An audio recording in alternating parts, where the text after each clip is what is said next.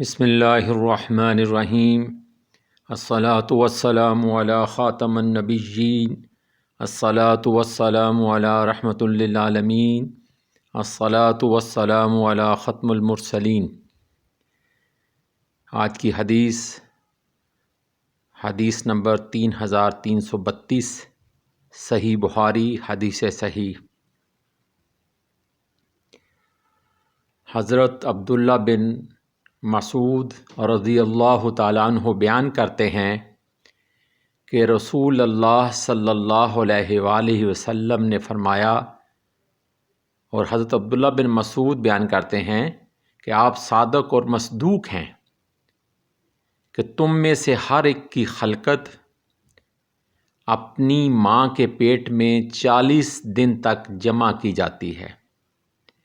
یعنی نطفہ، پھر وہ جمع ہوا خون بن جاتا ہے، پھر 40 دن کے بعد وہ گوشت کا ٹکڑا بن جاتا ہے، پھر 40 دن کے بعد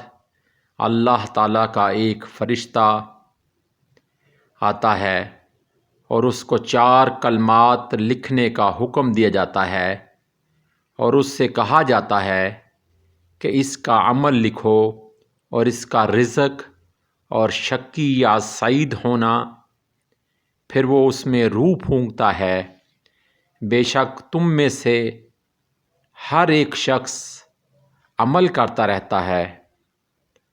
حتیٰ کہ اس کے اور جنت کے درمیان ایک ہاتھ کا فاصلہ رہ جاتا ہے، تو اس پر لکھا ہوا غالب آ جاتا ہے۔ پھر وہ 2 سخیوں کا عمل کرتا ہے اور ایک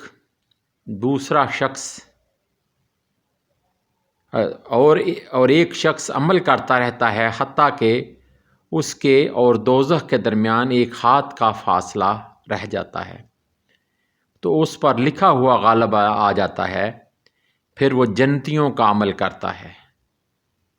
سبحان اللہ و بحمدہ سبحان اللہ العظیم۔ یہ انسانی تخلیق کس طرح کی جاتی ہے، ابن آدم کو بتایا جا رہا ہے کہ دیکھو، تم جو بڑے دعوے کرتے ہو، تم جو اللہ کو پہچاننے کے انکاری ہو، ذرا اپنی تخلیق پر تو غور کرو کہ ایک خلقت، یعنی کہ ایک جو خلق ہونے جا رہا ہے اپنی ماں کے پیٹ میں 40 دن تک اس کو رکھا جاتا ہے۔ تم میں سے ہر ایک کی خلقت اپنی ماں کے پیٹ میں 40 دن تک جمع کی جاتی ہے، یعنی رکھا جاتا ہے، یعنی نطفہ۔ پھر وہ جمع ہوا خون بن جاتا ہے، پھر 40 دن کے بعد وہ گوشت کا ٹکڑا بن جاتا ہے، پھر 40 دن کے بعد اللہ تعالیٰ کا ایک فرشتہ بھیجا جاتا ہے، وہ اس کو 4 کلمات لکھنے کا حکم دیا جاتا ہے، اور اس سے کہا جاتا ہے کہ اس کا عمل لکھو اور اس کا رزق اور شقی یا سعید ہونا۔ پھر وہ اس میں روح پھونکتا ہے، بے شک تم میں سے ہر شخص عمل کرتا رہتا ہے حتیٰ کہ اس کے اور جنت کے درمیان ایک ہاتھ کا فاصلہ رہ جاتا ہے، تو اس پر لکھا ہوا غالب آ جاتا ہے، اور پھر وہ 2 سویوں کا عمل کرتا ہے، اور ایک شخص عمل کرتا رہتا ہے حتیٰ کہ اس کے اور دوزخ کے درمیان ایک ہاتھ کا فاصلہ رہ جاتا ہے، تو اس پر لکھا ہوا غالب آ جاتا ہے۔ پھر وہ جنتیوں کا عمل کرتا ہے۔ اللہ اکبر، استغفر اللہ، یا اللہ معاف فرما۔